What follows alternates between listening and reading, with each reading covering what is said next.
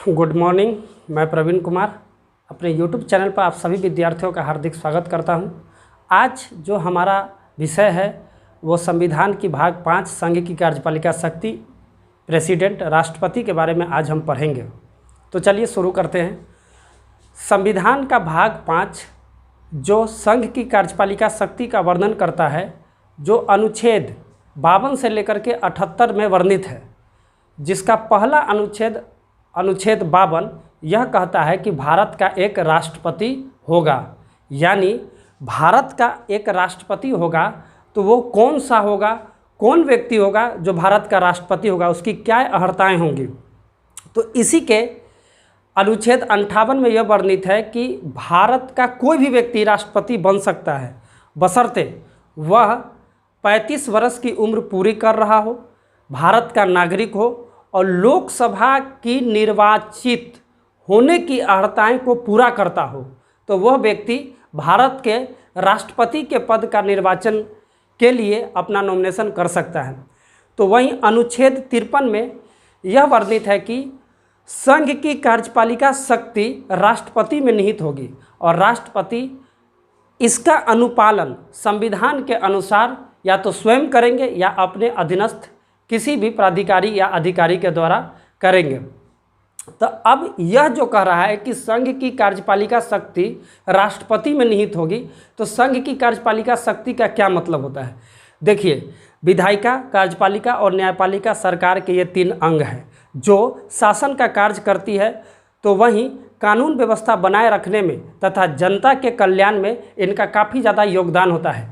संसदीय प्रणाली में यह तीनों एक दूसरे पर आश्रित होती है। ज़्यादातर तो मुख्यतः विधायिका कार्यपालिका पर आश्रित होती है। विधायिका कार्यपालिका को न केवल नियंत्रित करती है कि उससे नियंत्रित भी होती है। आप देखेंगे कि कार्यपालिका में कौन कौन से पद आते हैं। वैसे तो कार्यपालिका का सबसे प्रधान राष्ट्रपति हुए, उसके बाद उपराष्ट्रपति हुए, उसके बाद प्रधानमंत्री हुए, कैबिनेट मंत्री हुए, और उसके बाद आप देखें कि ये सिविल सेवा के जितने भी बड़े बड़े पदाधिकारी आते हैं तो वो भी कार्यपालिका के अधीन ही आते हैं। तो कार्यपालिका को अगर हम बांटेंगे तो 2 भागों में बांट सकते हैं, एक राजनीतिक कार्यपालिका, एक अस्थायी कार्यपालिका। तो राजनीतिक कार्यपालिका में आप देखेंगे कि राष्ट्रपति होगा, उपराष्ट्रपति होगा, प्रधानमंत्री होगा और ये कैबिनेट मंत्री होंगे। और अस्थायी कार्यपालिका में जो रोज़ के प्रशासन को देखते हैं, जैसे कि सचिव हुए, मुख्य सचिव हुए, आईएएस हुए, आईपीएस हुए, ये आप अस्थायी कार्यपालिका में देख लेंगे। तो विधायिका जो कोई भी कानून बनाती है उसे कार्यपालिका लागू करती है। आया बात समझे। वैसे तो कार्यपालिका भी नीति बना सकती है, नीति बनाने में सहयोग करती है और उसको लागू करती है। तो ये जिम्मेदारी, नीतियों की जो जिम्मेदारी होती है वो कार्यपालिका की होती है। और इस कार्यपालिका का हेड कौन होगा? राष्ट्रपति होगा। आर्टिकल 54 में राष्ट्रपति के निर्वाचन से संबंधित प्रावधानों का वर्णन किया गया है, जिसमें यह कहा गया है कि आर्टिकल 54 के तहत मैं बोर्ड पर आपको लिख देता हूँ कि राष्ट्रपति का निर्वाचन में कौन लोग भाग लेंगे। तो आप देखिएगा, संसद के दोनों सदनों के निर्वाचित सदस्य,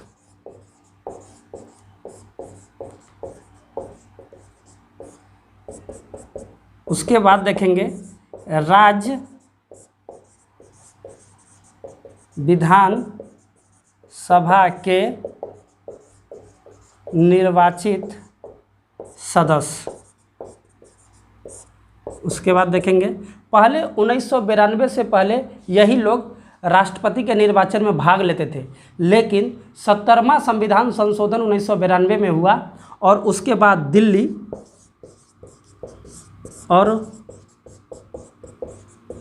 पुदुचेरी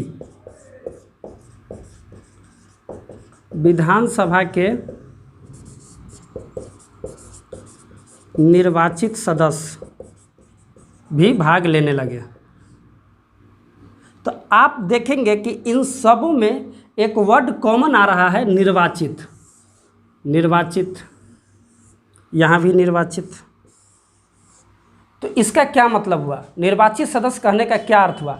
तो वो सदस्य जो जीत करके आएंगे वही सदस्य राष्ट्रपति के निर्वाचन में भाग लेंगे। आया बात समझ में? तो इट मीन्स लोकसभा में यानी कि संसद के दोनों सदनों के निर्वाचित सदस्य, तो संसद के दो सदन कौन कौन है? लोकसभा और राज्यसभा।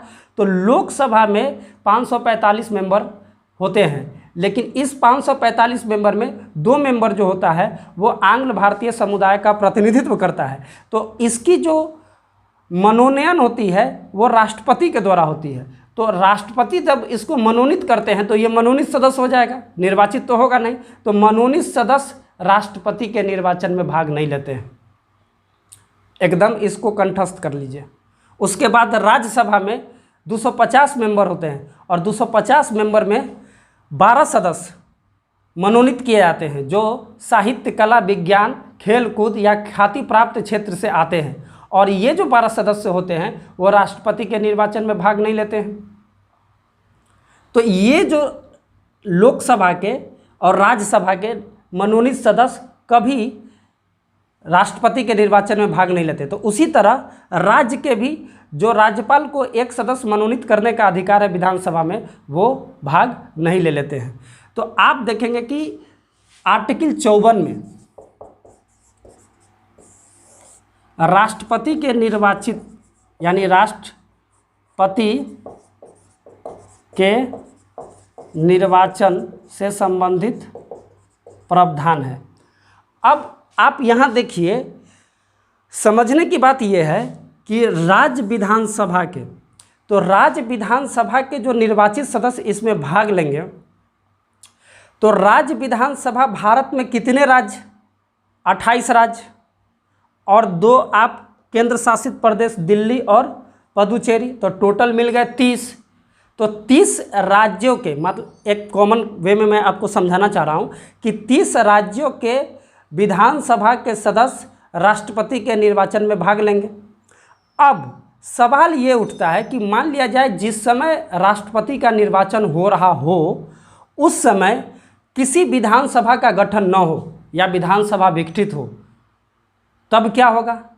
तब तो वो राष्ट्रपति के निर्वाचन में भाग लेने से वंचित हो जाएंगे। तो इसमें संसद ने 11वां संविधान संशोधन किया 1961 में, और 11वां संविधान संशोधन 1961 के तहत यह प्रावधान किए गए कि राज्य विधानसभा का अगर किसी राज्य विधानसभा का गठन न भी है तो राष्ट्रपति के चुनाव में किसी भी प्रकार की असुविधा नहीं होगी, राष्ट्रपति का चुनाव होगा, वो भाग नहीं लेंगे। आया बात समझ में? यानी हम इस आधार पर राष्ट्रपति के निर्वाचन को चुनौती नहीं दे सकते हैं कि हमने या हमारे राज्य ने राष्ट्रपति के निर्वाचन में भाग नहीं लिया। यह किस संवैधानिक संशोधन के तहत वर्णित है? तो 11वां संवैधानिक संशोधन के तहत 1961 में। आया बात समझ में? आगे चलते हैं। अब देखिए, यहाँ पे एक बात मैं आपको और बता देना चाहता हूँ कि राष्ट्रपति का जो निर्वाचन होता है वो बैलेट पेपर के पर होते हैं, गुप्त मतदान के तहत अप्रत्यक्ष निर्वाचन में आते हैं। तो प्रत्येक चुनाव का यहाँ रिटर्निंग ऑफिसर होता है। ज़्यादातर आपको किसी भी पुस्तक में ये आपको नहीं मालूम चलेगा। तो राष्ट्रपति का, जैसे कि मुखिया का चुनाव होगा तो मुखिया के चुनाव में, पंचायत के चुनाव में रिटर्निंग ऑफिसर बीडीओ होते हैं। उसी तरह आप देखेंगे कि जब विधायक का चुनाव होगा तो विधायक के चुनाव में रिटर्निंग ऑफिसर अनुमंडल पदाधिकारी एसडीओ होता है। एमपी का जब चुनाव होगा तो उसमें रिटर्निंग ऑफिसर डीएम होते हैं, डिस्ट्रिक्ट मजिस्ट्रेट होते हैं। तो उसी तरह जब राष्ट्रपति का चुनाव होगा तो राष्ट्रपति के निर्वाचन में उसकी देख रेख करने के लिए रिटर्निंग ऑफिसर कौन होता है? ये सवाल है, इंटरव्यू में ज़्यादातर पूछे जाते हैं। अभी तक किसी भी कंपटीशन में ये सवाल नहीं पूछे गए हैं। आप अगर इंटरव्यू में भाग लेते हैं या पीसीएस के किसी भी इंटरव्यू में भाग लेते हैं तो हो सकता है अगर आप पॉलिटिकल साइंस के विद्यार्थी हों तो आपसे ये सवाल पूछा जा सकता है। तो मैं आपको बता देता हूँ, मैं इसको मिटा देता हूँ कि राष्ट्रपति के निर्वाचन में जब होगा तो रिटर्निंग ऑफिसर कौन होंगे। देखिए, राष्ट्रपति के निर्वाचन के समय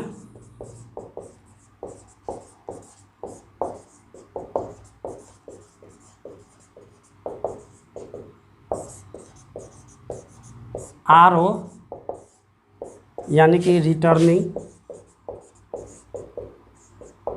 ऑफिसर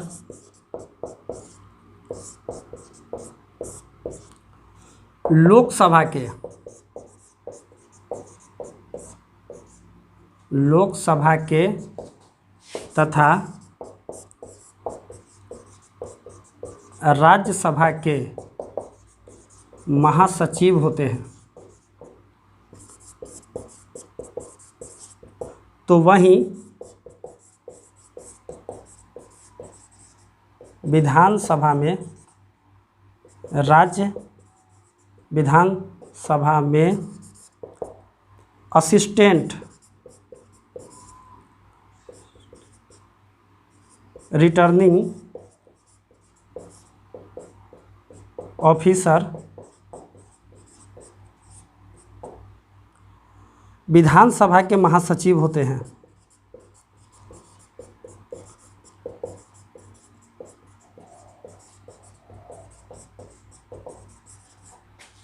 इसको नोट कर लेंगे।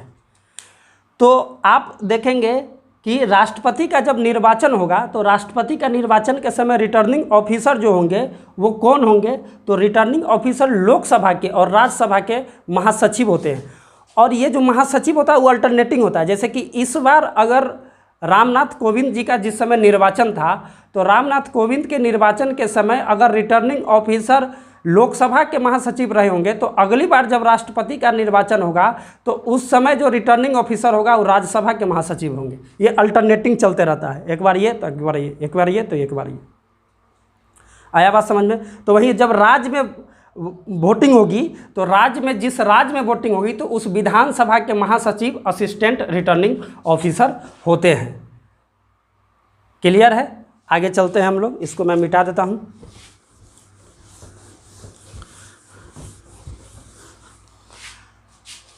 राज्य के जो भी एमएलए होंगे या एमपी होंगे जो वोट डालेंगे उनके बैलेट पेपर के रंग भी अलग अलग होते हैं। ये मैं आगे बता दूंगा। तो ये आर्टिकल 54 के तहत ये वर्णित था। तो वही आर्टिकल 55 में ये वर्णन किया गया है कि राष्ट्रपति का निर्वाचन समानुपातिक प्रतिनिधित्व प्रणाली के तहत एकल संक्रमणीय मत पद्धति के तहत होगा, जिसमें जो होंगे तो इसका जो मत वैल्यू होगा ये समानुपातिक प्रतिनिधित्व प्रणाली का जो मत वैल्यू निकलेगा वो निकलेगा जिसका फॉर्मूला है एक एमएलए का राज्य की कुल जनसंख्या बटे राज्य विधानसभा के निर्वाचित सदस्य भागे 1000। और ये जो निकलेगा राज्य की कुल जनसंख्या, तो इसको नोट कर लेंगे। ये राज्य की कुल जनसंख्या अभी के जनसंख्या के आधार पर नहीं निकलेंगे। ये आप दिमाग में बैठा लेंगे कि 2011 की जनगणना के अनुसार इसका वैल्यू नहीं निकलेगा। ये जब भी निकलेगा और टोटल राज्य का अगर निकालेंगे तो टोटल राज्य का निकलेगा, तो वो निकलेगा 1971 के जनगणना के आधार पर। 1971 के जनगणना के आधार पर। क्लियर है? ये आपका एक एमएलए का वोट है। तो वहीं एमपी के मतों का जो मूल निकालते हैं वो राज्य की विधानसभा के कुल नियत कुल मतों की संख्या बटे संसद के निर्वाचित सदस्य संख्या। ये फार्मूला है। एक एमएलए का वोट जो निकलेगा वो राज्य की कुल जनसंख्या बटे राज्य विधानसभा के निर्वाचित सदस्य संख्या भागे 1000। तो वही एमपी का राज्य की विधानसभा के नियत कुल मतों की संख्या, यानी टोटल जितने भी राज्य में वोट गिरे हैं उसके मतों की संख्या अब बटे संसद के निर्वाचित सदस्य संख्या। आया बात समझ में? आज अब देखते हैं इसको बिहार राज्य का निकाल के। ये 1971 में जो बिहार राज्य की जनसंख्या थी वो लगभग 4 करोड़ 21,26,236 के करीब में थी, बटे 243 भागे 1000। तो ये आप देखेंगे बिहार के एमएलए का मत मूल्य इक्वल टू, तो टोटल जनसंख्या 1971 में 4,21,26,236 बटे 243 भागे 1000।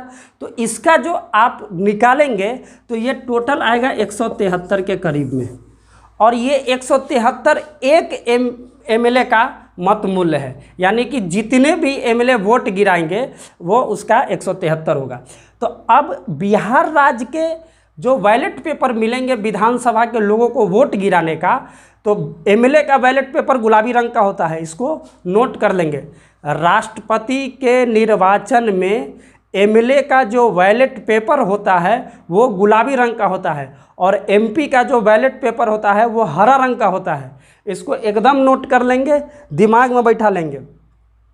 तो बिहार राज्य के जितने भी एमएलए वोट गिराएंगे उनके बैलेट पेपर पर 173 लिखा रहेगा, जिससे ये पता चल जाएगा कि ये बैलेट जो गिरा है वो बिहार राज्य का है, ये जो वोट है वो बिहार राज्य का है। उसी तरह आप किसी अदर स्टेट का भी निकाल सकते हैं, जैसे यूपी का निकालते हैं तो यूपी का 8,38,49,495 बटे उसके विधायकों की संख्या, तो उसके विधायकों की संख्या 403 भागे 1000।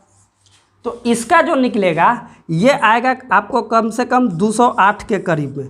तो ये जो 208 आ रहा है ये 208 हो जाएंगे यूपी के जो एमएलए होंगे, वो जो वोट गिराएंगे उसके मत मूल्य, यानी एक एमएलए का मत मूल्य। तो इस तरह टोटल राज्यों का आप देखेंगे कि ऐड होगा, जोड़ा जाएगा, और उसके बाद एमपी 4120 से गुना करके, और गुना करने के बाद जो आएगा उसमें आपके जो संसद के निर्वाचित सदस्य जो टोटल होंगे उससे भाग दे देंगे तो एमपी का निकल जाएगा। आया बात समझ में? तो 2930 राज्यों का डाटा आपको जो निकलेगा वो 1971 के जनगणना के आधार पर ही निकलेंगे, अभी के जनगणना के आधार पर नहीं। आगे जाकर के जब परिसीमन होंगे तो 2026 में जब सीट संख्या बढ़ने वाली है विधायकों की, एमपी की, तो जब सीट संख्या बढ़ जाएगी तो 231 के जनगणना के आधार पर हो सकता है, लेकिन अभी तक 1971 के जनगणना के आधार पर ही इलेक्शन हुए हैं। तो ये आपके पास टोटल राज्यों का डाटा होना चाहिए अगर आपको निकालना है पूरा। तो वैसे इसकी ज़रूरत पूरे की टोटल की पड़ती नहीं है, ये एग्जाम में उतने पूछे नहीं जाते हैं, ठीक है ना। आगे चलते हैं। ये जो हो गया, अब अनुच्छेद 55 के तहत राष्ट्रपति का जो निर्वाचन होगा वो समानुपातिक प्रतिनिधित्व प्रणाली के तहत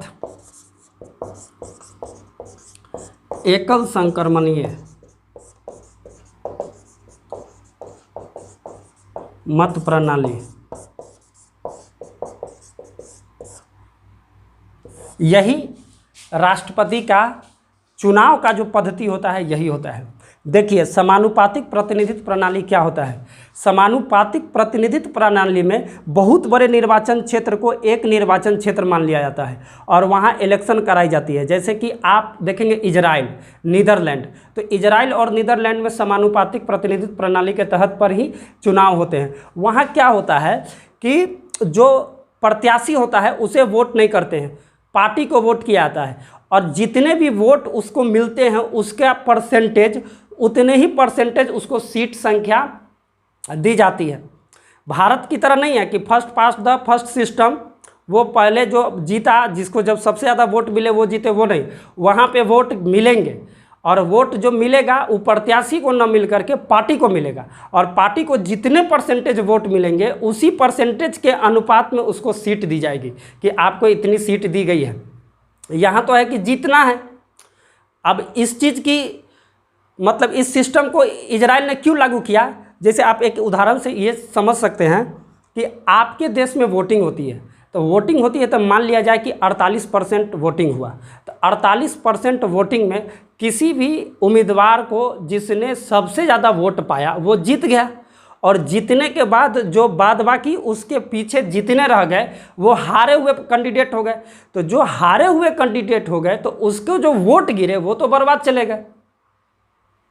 तो इसी के आधार पर इजराइल में और नीदरलैंड्स में फर्स्ट ये समानुपातिक प्रतिनिधित्व प्रणाली को अपनाया, और बहुत बड़े निर्वाचन क्षेत्र को एक निर्वाचन क्षेत्र माना गया। जैसे कि देश जो निर्वाचन क्षेत्र होगा वो एक निर्वाचन क्षेत्र होगा, यहाँ की तरह नहीं कि अलग अलग निर्वाचन क्षेत्र होंगे। जैसे यहाँ हमारे यहाँ वाराणसी अलग निर्वाचन क्षेत्र है, दिल्ली अलग निर्वाचन क्षेत्र है, आप देखेंगे कि बरेली अलग है, पटना अलग है। तो ये सभी अलग अलग निर्वाचन क्षेत्र है और यहाँ अलग अलग प्रतिनिधि खड़े होकर के इलेक्शन लड़ते हैं। तो इस एकल संक्रमणीय मत पद्धति के तहत क्या होता है कि इसमें आपको जो वोट करना है वो वरीयता क्रम में वोट करना है, यानी कि जितने भी प्रत्याशी होंगे वो बैलेट पेपर पर नामांकित होंगे, और उस नामांकित बैलेट पेपर पर जो प्रत्याशी होंगे उस पर आपको वरीयता क्रम देना है। यानी कि आप किस उम्मीदवार को चाहते हैं कि ये पहले कैटेगरी में आए, दूसरे कैटेगरी। वोट तो आपको सबको देना है, लेकिन आपकी वरीयता पहली कौन होगी। तो आप मान लिया जाए कि ए है, बी है, सी है, डी है, तो इस तरह से 4 उम्मीदवार हैं। तो किसी ने डी को 1 दे दिया, सी को 2 दे दिया, बी को 4 दे दिया, ए को 3 दे दिया, और उसी के आधार पर फिर जो कोई दूसरा वोटिंग होगा वो ए को 1 दे दिया, बी को 2 दे दिया, सी को 4 दे दिया, डी को 3 दे दिया। तो इस तरह की जो वोटिंग होगी, तो इस वोटिंग में पहले क्रम के जो पहली प्राथमिकता दी गई है, पहला प्राथमिकता दिया गया है, वरीयता दिया गया है, पहली वरीयता दी गई है, उस वरीयता क्रम के आधार पर पहले वरीयता क्रम में वो वोटिंग खुलेगा। और वोटिंग खुलने के बाद अगर वरीयता क्रम में जो प्रथम आ रहे हैं और उन्होंने निर्णायक मतलब जो निश्चित की गई है मतों की संख्या वो प्राप्त कर लिया है, तो वो विजयी घोषित कर देंगे। सिर्फ एक अभी तक भारत के राष्ट्रपति के निर्वाचन में ये इतिहास रहा है कि सिर्फ एक राष्ट्रपति के निर्वाचन में दूसरे चक्र की मतगणना भी हुई थी, जिनका नाम है वीवी गिरी। वीवी गिरी के समय में दूसरे चक्र की मतगणना हुई थी। अभी तक प्रथम चक्र की मतगणना में ही प्रत्याशी विजयी घोषित हो गए हैं। तो अब जो प्रत्याशी होंगे वो इलेक्शन लड़ेंगे, नामांकित करेंगे, उसके लिए अर्हताएँ हैं कि उसे 50 प्रस्तावक और 50 अनुमोदक की जरूरी होगी। और वो 50 प्रस्तावक और 50 अनुमोदक इस बात का प्रस्ताव देंगे कि हम अमुक व्यक्ति को राष्ट्रपति के निर्वाचन में भाग लेने की अनुमति देते हैं, और उन्हें राष्ट्रपति को 15,000 रुपये की ये जो स्वीकृत राशि होती है वो RBI में जमा कराना होता है। अगर आप 1/6 मतलब कि जितने भी मत गिरे हैं उसके 1/6 भी हासिल नहीं कर पाते हैं तो आपकी जो ये जमानत राशि है वो जब्त कर ली जाएगी, फिर आपको वो जमानत राशि नहीं लौटाई जाएगी। संविधान इस बात पर मौन है कि कोई व्यक्ति कितनी बार राष्ट्रपति बन सकता है। हमारे यहाँ जो 35 वर्ष की व्यक्ति पार कर लिए हैं उम्र सीमा, वो राष्ट्रपति का चुनाव लड़ सकते हैं। भारत का नागरिक होना चाहिए और लोकसभा की निर्वाचित होने की अर्हताएँ को पूरा करने योग्य होना चाहिए। तो अब यहाँ समय सीमा नहीं है, एक व्यक्ति जितनी भी बार चाहे वो राष्ट्रपति बन सकता है, और जब तक चाहे वो राष्ट्रपति बन सकता है, जीत सकता है वो। लेकिन अमेरिका में एक व्यक्ति 2 ही बार राष्ट्रपति बन सकते हैं, उससे अधिक बार नहीं। अब राष्ट्रपति जो बने हैं, राष्ट्रपति बना है, तो अब वो राष्ट्रपति अपने पद पर जो रहेगा वो 5 साल तक रहेगा। इससे पहले भी वो इस्तीफा दे करके पद त्याग कर सकता है, या किसी भी कारणवश उनकी मृत्यु हो जाती है तो उस स्थिति में उपराष्ट्रपति राष्ट्रपति के कर्तव्यों का निर्वहन करेंगे। अगर राष्ट्रपति नहीं है, उपराष्ट्रपति भी नहीं है, तो इस स्थिति में मुख्य न्यायाधीश राष्ट्रपति के कर्तव्यों का निर्वहन करते हैं। अगर मुख्य न्यायाधीश भी नहीं है तो इस स्थिति में उच्चतम न्यायालय का जो वरिष्ठ न्यायाधीश होगा वो राष्ट्रपति के कर्तव्यों का निर्वहन करेगा, और 6 माह के अंदर में चुनाव कराना अनिवार्य हो जाएगा। क्यों? क्योंकि राष्ट्रपति के पद पर कभी खाली नहीं होता है, राजअंतराल नहीं होता है। अगर राष्ट्रपति यानी संसद को ये लगे कि राष्ट्रपति संविधान के अनुसार कार्य नहीं कर रहे हैं, तो संसद राष्ट्रपति पर आर्टिकल 61 के तहत महाभियोग की प्रक्रिया ला सकता है। अब इस महाभियोग की प्रक्रिया क्या है, इसको समझ लेते हैं। तो महाभियोग की प्रक्रिया वह प्रक्रिया है जिसमें संसद के किसी भी सदन में महाभियोग लाया जा सकता है। ये जरूरी नहीं है कि लोकसभा में ही महाभियोग लाए या राज्यसभा में ही महाभियोग लाए संसद के किसी भी सदन में महाभियोग लाया जा सकता है। 1/4 सदस्य, मतलब संसद के 1/4 सदस्य के द्वारा महाभियोग लाई जाएगी और 14 दिन पूर्व इसकी सूचना राष्ट्रपति को दी जाएगी। राष्ट्रपति अपना विचार रखने के लिए स्वयं संसद में प्रस्तुत भी हो सकते हैं या किसी अधीनस्थ कर्मचारी को या अधीनस्थ अधिकारी को नियुक्त करके भेज भी सकते हैं। अब जिस सदन में राष्ट्रपति के प्रति महाभियोग लाई गई है उसके विपरीत वाली सदन इस चीज़ को जांच करेगा और ऐसी स्थिति में दोनों सदन मिल करके 2/3 सदस्य के द्वारा यानी 2/3 सदस्यों के द्वारा महाभियोग के प्रस्ताव को पारित कर देती है तो महाभियोग के प्रस्ताव पारित समझी जाएगी और राष्ट्रपति को उस दिन से अपना पद त्याग करना पड़ेगा। आया बात समझ में। फिर अगली जो राष्ट्रपति के बारे में जो अगली जानकारी होगी आपको मैं पार्ट 2 में दूंगा। तब तक के लिए धन्यवाद। चैनल को शेयर करेंगे, सब्सक्राइब करेंगे, लाइक करेंगे। मैं प्रवीण कुमार आप सभी का हार्दिक स्वागत करता हूं अपने चैनल पर। धन्यवाद। जय हिंद, जय भारत।